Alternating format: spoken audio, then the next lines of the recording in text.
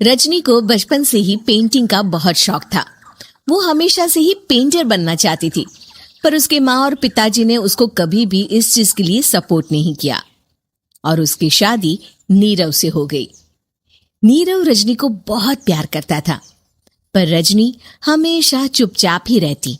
वो इस शादी से खुश नहीं थी। वो ये शादी नहीं करना चाहती थी। उसे तो हमेशा से पेंटर जो बनना था। अपने इस सपने को वो नहीं पूरा कर पाई, इसलिए वो हमेशा उदास रहती थी। रजनी, बहुत ही बढ़िया फिल्म लगी है, कल देखने चले? नहीं जी, कल मुझे बहुत काम है, मैं नहीं जा पाऊंगी। अच्छा तो कोई बात नहीं, संडे को चलते हैं। देखिए, मुझे फिल्म देखना पसंद नहीं है, आपको जाना है तो चले जाइए। नीरव को मना करके रजनी वहां से चली जाती है और अपने बैग को खोलकर उसमें बंद पड़े ब्रश और कलर्स को देखकर रोने लगती है। रजनी, चलो ना कहीं बाहर खाने चलते हैं, कुछ तुम्हारी पसंद का। जी, मुझे नहीं जाना, मेरी तबीयत ठीक नहीं है। रजनी वहां से चली जाती है। नीरव को समझ नहीं आता कि रजनी उससे इतना दूर क्यों रहती है। वो जब भी उसके साथ वक्त बिताना चाहता है, रजनी कोई ना कोई बहाना बना देती है।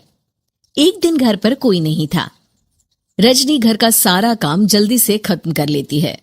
घर पर अकेले होने के कारण वो सोचती है कि वो आज पेंटिंग करेगी।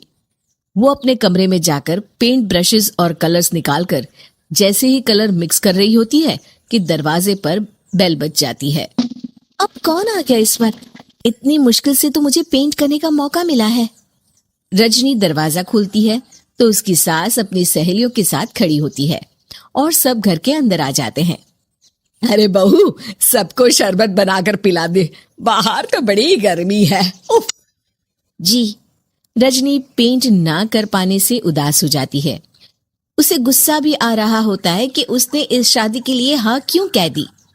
वो रसोई में जा रही होती है कि उसकी सास उसे रोकती है।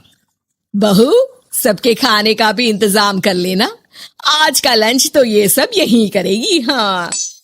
रजनी बिना कुछ कहे रसोई में चली जाती है। सबके लिए खाना बनाती है। सब खाना खाते हैं और रजनी घड़ी देखती है कि ये सब कब जाएंगे ताकि वो अपनी पेंटिंग कर सके। जब शाम होती है तब सब चले जाते हैं अपने घर। अरे बहू, सब तेरे खाने की तो बहुत तारीफ कर रहे थे, सबको बहुत अच्छा लगा खाना। आपको मुझे सुबह बताना चाहिए था ना कि आपकी सहेलियां आ रही हैं। पता भी है कितना वक्त लगा सारा खाना बनाने में। अरे बहू, तू ऐसे कैसे बात कर रही है मुझसे? तो और कैसे बात करूं? मैं इस घर की कोई नौकरानी नहीं हूं कि इतना काम करूंगी। रजनी अपने कमरे में जाकर दरवाजा बंद कर लेती है। शाम को जब नीरव आता है तो उसकी माँ उसे पूरी घटना के बारे में बताती है। क्या रजनी ने आपसे इस तरह बात की माँ? हाँ, और पता नहीं उसे क्या हो गया है, शाम से बाहर भी नहीं आई है। मैंने तो कई बार आवाज दी, खाना भी नहीं खाया उसने। तू ही बात करके देख ले बेटा। नीरव अपने कमरे का दरवाजा खटखटाता है।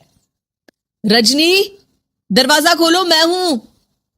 रजनी दरवाजा खोलती है और फिर वापस जाकर अपने बिस्तर पर लेट जाती है। रजनी, मां से बात करने का यह क्या तरीका है? मैंने कोई गलत बात नहीं की है। अरे तुम क्यों ऐसे बर्ताव कर रही हो सबके साथ? क्या तुम इस शादी से खुश नहीं हो? रजनी कुछ नहीं बोलती। अरे बताओ मुझे रजनी, क्या ये शादी तुम्हारी मर्जी के खिलाफ हुई है? हाँ, मैं ये शादी कभी नहीं करना चाहती थी। तुमसे क्या, मैं किसी से भी शादी नहीं करना चाहती थी। रजनी रोने लगती है। चुप हो जाओ रजनी, बताओ मुझे, तुम क्यों नहीं करना चाहती थी शादी? रजनी बेड के नीचे से अपने पेंटिंग्स, कलर्स, ब्रश, पेपर्स निकालती है। इतने में उसकी सास भी कमरे में आ जाती है। ये देख रहे हो, ये थे मेरे सपने। मैं पेंटर बनना चाहती थी, पर माँ पापा ने कभी सपोर्ट नहीं किया और मेरी शादी करवा दी। मेरे सारे सपने टूट गए। हर वक्त बस गुस्सा आता रहता है मुझे। मैं जानती हूँ कि आप लोगों की इसमें कोई गलती नहीं है, पर मैं क्या करूं, मुझे समझ में नहीं आता।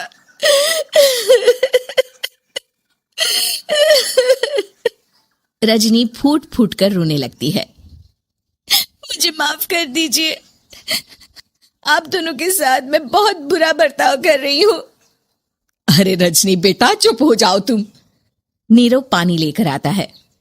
ये लो पानी पियो और शांत हो जाओ। रजनी पानी पीती है और उसकी सास पेंटिंग्स देख रही होती है। अरे नीरव, हमें तो पता ही नहीं था कि हमारी बहू कलाकार है। अरे कितनी अच्छी पेंटिंग्स बनाई है, देखो तो। ये वाली तो मैं अपने कमरे में ले जाऊंगी। आपको ये पेंटिंग्स अच्छी लगी? अच्छी नहीं, बहुत अच्छी लगी। और तुमने हमें बताया क्यों नहीं? तुम जब चाहे पेंटिंग कर सकती हो रजनी। हम तुम्हारे सपनों को पूरा करने में तुम्हारा पूरा साथ देंगे। हाँ बेटा, हम कला की कद्र करते हैं। हम कलाकार तो नहीं, पर मुझे गर्व है कि मेरी बहू एक कलाकार है।